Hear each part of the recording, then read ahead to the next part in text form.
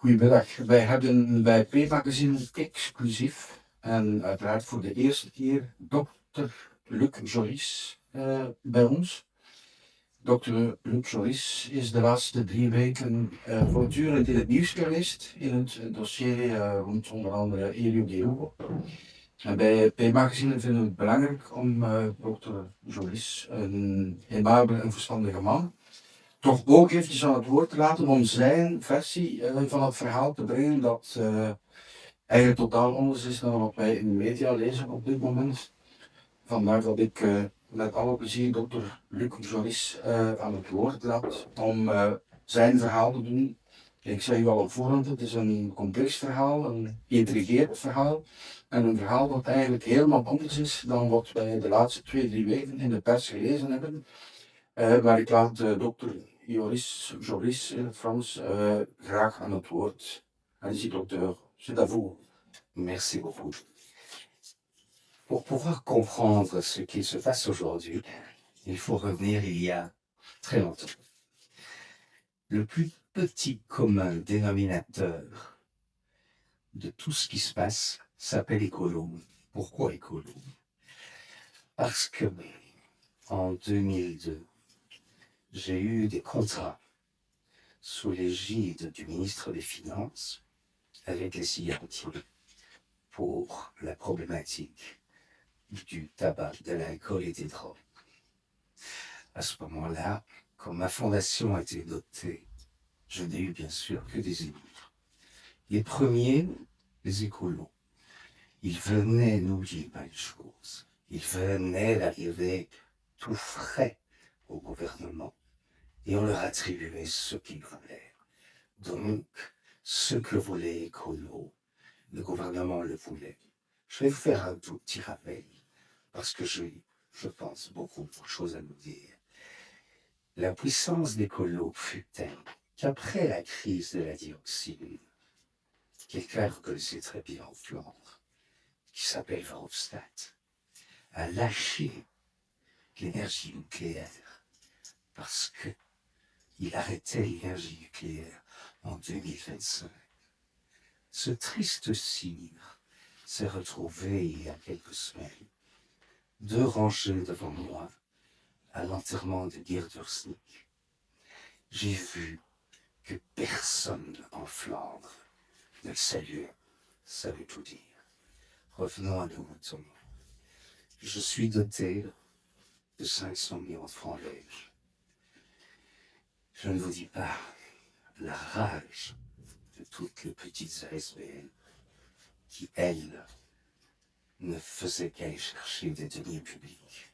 C'était la fondation. La fondation. Oh, d'accord. Je n'ai pas été chercher de deniers publics et j'ai fait un travail extraordinaire. Pourquoi étais-je détesté? 1, j'avais de l'argent. 2, j'étais contre le tabac et l'alcool, mais surtout aussi contre les drogues. Les écolos trouvaient que, avec un public jeune, la marijuana, c'est quand même pas si grave que ça. L'ecstasy non plus. La cocaïne, pourquoi pas de temps en temps. Ils étaient allés jusqu'à faire des petits manuels de consommation. Je peux vous dire qu'à ce moment-là, Didier Reynders, qui m'a aidé, a trouvé ça scandaleux. Pour les autres, c'était normal. Écolo était en vogue. Écolo a beaucoup détruit. Et il est, je répète, le lien de ce qui se passe aujourd'hui et du passé. À ce moment-là, on a écrit tout et n'importe quoi sur moi. J'étais la pire des choses. J'étais le pire des renégats. J'ai eu droit à la couverture du CNAC. Comme quoi, j'avais le contrat le mieux protégé de toute la Belgique. Mais on a oublié de dire que s'il y a eu fondation, c'est parce que j'avais mis des fonds à moi au préalable. Qu'est-ce que j'avais fait avec ces fonds et les gens qui étaient autour de moi? Une énorme enquête sur la drogue. Que cette enquête a été relayée dans les médias pendant plus d'1 semaine et qu'elle a peut-être attiré l'attention sur un problème réel, mais que l'on a bel et bien enterré. Ce n'était pas au bout du jour qu'il fallait être cool. J'en reviendrai dans un autre podcast, je ne vais pas rester là, sur cette problématique. Mais, chers parents, chers amis qui écoutez ceci, vous aurez sans doute un jour un gosse qui reviendra entre quatre planches parce qu'il avait consommé, ou parce qu'un autre a consommé qu'il l'a renversé, ou parce que le troisième a pris l'extasie, il est tombé de la table et il est mort. Mais tout ça n'est pas grave, bien sûr. Tout ça n'est pas grave. Voilà pourquoi j'étais détesté. Ensuite, j'ai eu une évolution assez particulière, en ce sens que j'étais petit détour par Shanghai, où je me suis opposé à Delcroix. Et là, croyez-moi, je devais me plier à ce qu'il voulait. J'ai refusé tous les émoluments et j'ai démissionné. Ensuite, j'ai été nommé à différents postes. Je pense que je laisserai ici, chez Play Magazine, ce que les différents conseils pensaient de moi. Ce que j'ai fait, ce que j'ai réalisé et sûrement pas à en rougir. Bien. Étape suivante. 2014, fin 2014. On vient chez moi avec le prétexte, je dis bien le prétexte, d'une fraude au subside. J'étais malheureusement dans une lettre anonyme encourue, dans une lettre anonyme qui était adressée à la police, au juge d'instruction, à tout qui, de droit bien sûr, qui disait pique-pendre de Franco Dragon. Bien. Et à ce moment-là, j'étais interrogé. Comme il n'y avait rien dans le dossier, les juges, les policiers, pour eux c'était leur bête, ils allaient coffrer une vedette internationale. Ils diront pour Joris, c'était magnifique. Ils sont tout retournés chez moi. Ils m'ont interrogé. Il n'y avait rien. Comme il n'y avait rien, ils ont commencé à lâcher les choses dans les journaux. Là, sans aucune preuve matérielle, quelle qu'elle soit, on a commencé à dire que j'étais corrompu, que Franco Dragon avait reçu des subsides alors que c'était un prêt. Gentiment, les policiers qui m'interrogeaient m'ont dit, mais après, ou un subside, mais c'est jamais qu'un terme générique. Allez chez votre banquier, dites-lui, j'ai un prêt, mais j'ai appris grâce au docteur Joris que le prêt est un subside. Je crois que vous aurez beaucoup de succès. Donc, je suis accusé d'une chose que je n'ai pas faite. En plus, comme j'ai amené, il est vrai, le dossier à la SRIW, que la SRIW l'a examiné à travers ces différents organes, et que lorsque le dossier est passé en conseil d'administration, je me suis retiré parce que je connaissais Franco Dragon. Tout ça est consigné, tout ça a été consigné dans mes différents procès-verbaux et les auditions. Au-delà de ça, qu'est-ce qu'on a fait? On a dit, Joris, fantastique, vous vous rendez compte? Il a été à Los Angeles, en avion privé, voir Céline Dion, parce que il a fourni à Franco Dragon des subsides.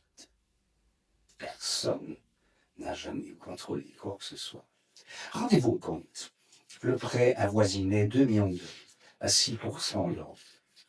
Franco Dragon aurait déboursé plus de 200 000 euros pour Luc Joris, pour aller voir Céline Dion. Vous savez, c'est à peine s'il n'était pas dans son lit. Bien sûr, parce qu'il a fait du spectacle.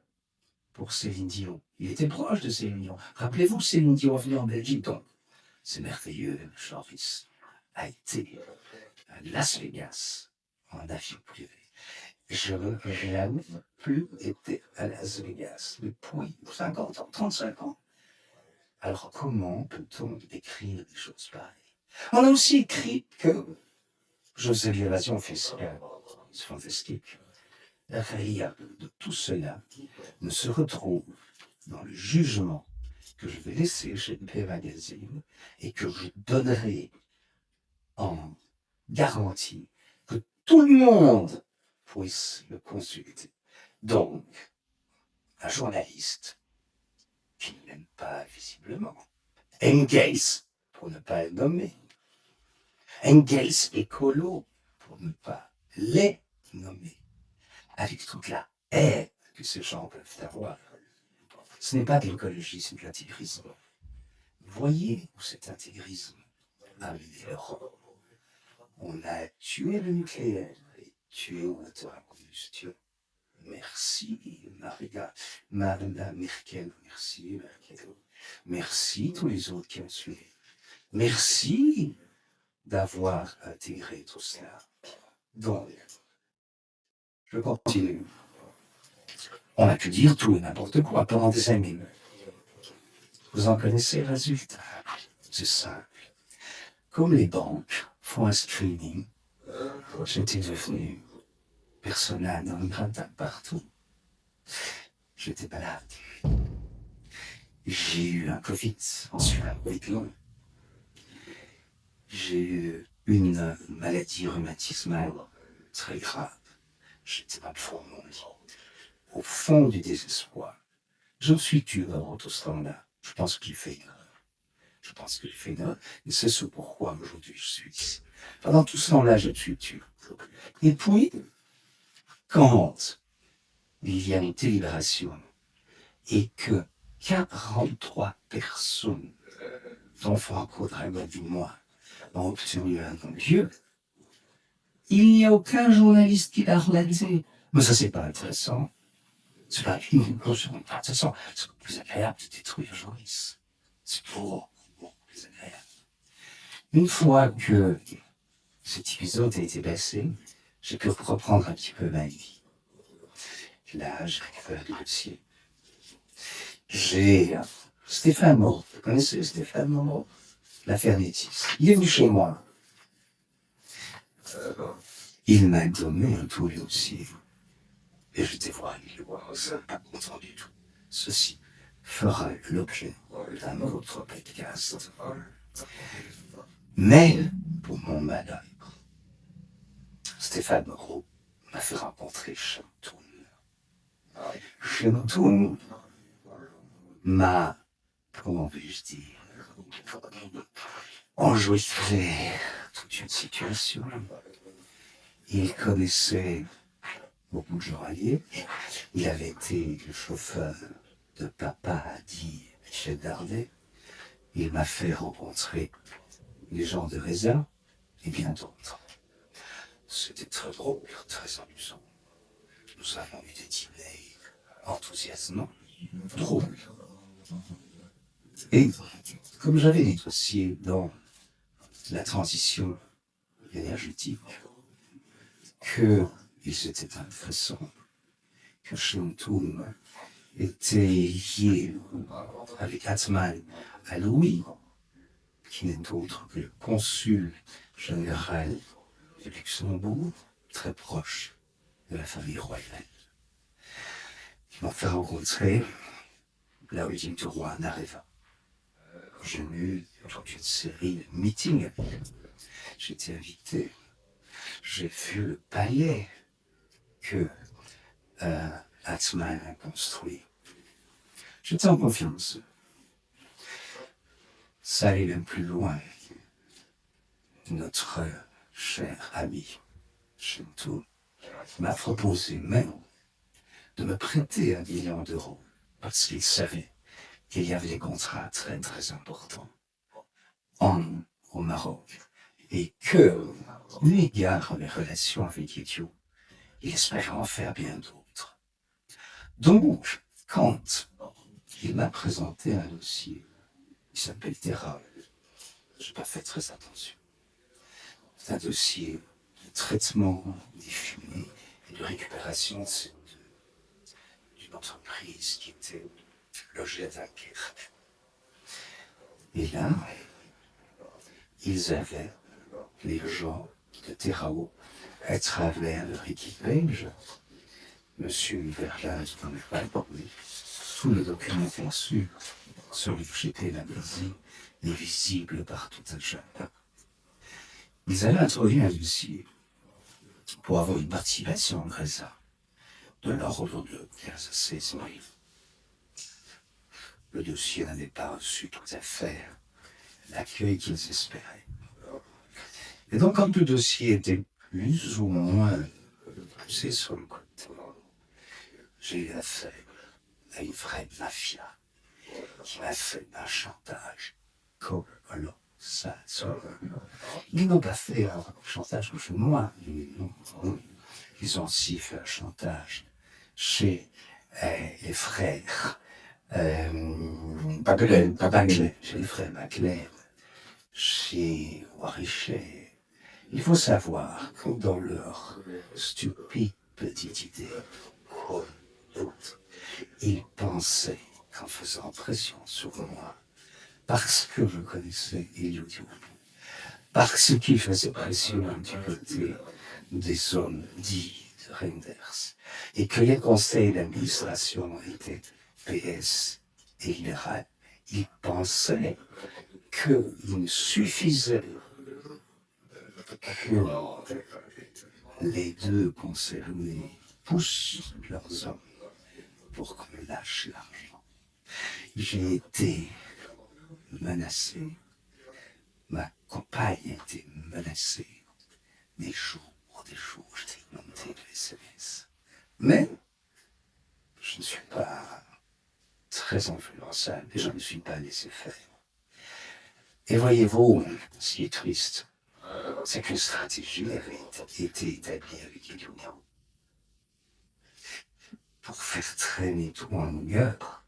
Et donc Elio me disait ce que je devais demander à Warichet pour qu'il l'envoie au gouvernement wallon, et le gouvernement wallon répondait de façon à ce que on puisse montrer aux personnes qui me menaçaient que les choses avançaient. Mais le plus étrange là-dedans, c'est que toutes les discussions que j'avais, 15 minutes après mes discussions chez Reza, j'avais un téléphone qui revenait et qui me disait « Fais ça, attention, mord ta peau. » Qui plus est, Shentou m'avait demandé un soutien à un huissier qui s'appelle Tintin, qui a eu des problèmes avant. Je suis intervenu auprès d'Elio, qui avait des problèmes avec la région. Ceci est encore un autre dossier, mais ça a son pesant. Pourquoi? Parce que j'ai aussi jeté le dossier en dehors de mon espace. Il est revenu, comme un boomerang, avec les gens qui me menaçaient. Le huissier avait un cousin. Le cousin avait un ami. L'ami était dans une certaine mafia qui avait des liens avec l'autre mafia. Et j'étais là aussi, complètement submergé. Par bonheur, j'ai résisté. Donc, le stratagème que j'avais mis en place avec Elio, qui était bien au courant du chantage que l'on effectuait, qui lui, il y a 2 ans, a reçu ces fameuses cassettes. Pourquoi n'ont-elles pas été dévoilées avant? Les cassettes ont été faites et construites pour me faire chanter. Pourquoi revient-elle? On revient au début. Engels qui, lui, j'aimerais bien connaître sa source. Bien sûr, le journaliste ne la donne jamais, mais lui a reçu ses cassettes comme du pain béni. Et qu'est-ce qu'il en a fait? Il les a exposés. Ça a été un petit peu reçu, un petit peu mis chez Supresse. Vous savez que Supresse et le soir sont des gens qui ne savent pas beaucoup. Ce que fait Supresse n'est pratiquement jamais relayé par le soir, qu'aucun grand magazine ne relayait. Mais Engels a tout fait pour qu'on en parle.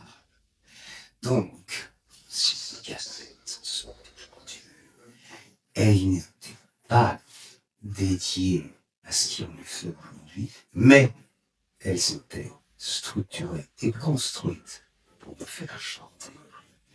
Donc, remercions encore une fois Engels qui, dans toute sa carrière et tout ce qu'il a pu pourchasser, n'a fait qu'une chose, mentir. Où est le contrôle de son information?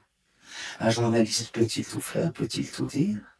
Je vais demander maintenant à P Magazine qu'il interroge tous les journalistes qui en son temps ont sorti les mêmes infos qu'Engels sans aucun contrôle.